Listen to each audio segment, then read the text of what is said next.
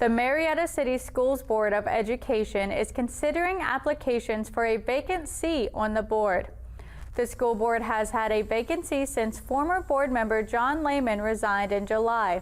According to Marietta City Schools Communications Coordinator Christian Hudspeth, there are about 10 applicants for the vacant board seat. Hudspeth says the school board met an executive session last night to consider the applications and attempt to narrow down the candidates. The board meets again next week to consider their narrower list of candidates. We'll be having kind of an open session with the candidates that they've narrowed down.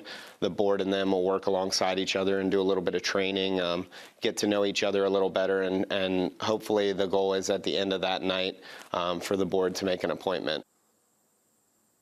The board meeting is at 6 p.m. on Wednesday, August 13th at the board office at 111 Academy Drive. Hudspeth says the first part of the meeting will be open to the public, with the board to enter executive session in the later half.